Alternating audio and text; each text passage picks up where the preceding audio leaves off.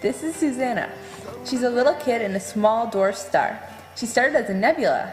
A nebula is made up of a bunch of dust particles and elements that clump together. She's about 97% hydrogen, 3% helium, and 1% all the other elements. Right now, she's getting greatly compressed by gravity, and her insides are getting hotter and hotter. She's going through a lot of changes. Right now, she has two big choices in life. She can either become very big and grow up to be an adult, or she can not become big and never become an adult. Let's look at these two choices now. Choice A for Susannah is to become a very bad star. She starts smoking at a young age, and that's definitely not good for her.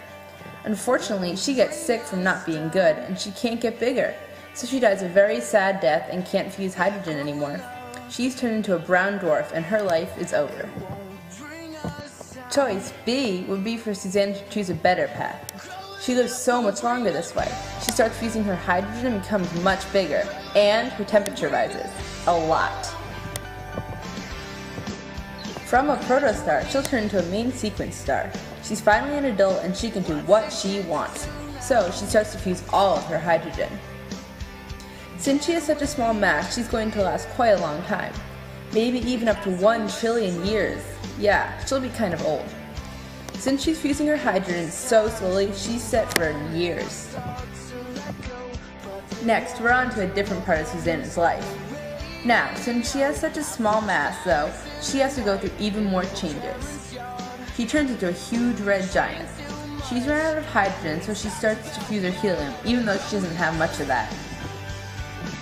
Susannah is getting older now, and she's been having a lot of issues from her being such a good kid when she was younger and always being stressed out.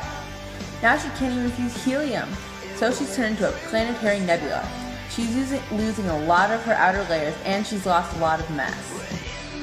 All that's left over is her core now. She's what's called a white dwarf, and she's only the size of the Earth now, but she has mass of about half the Sun. Finally, Susannah is now at the end of her life. She's cooled off so much that she's not even hot anymore. She's a black dwarf and she can't even emit any light. She had a good life though, and she lived about 1 trillion years. So this is the life cycle of a star. We hope you enjoyed!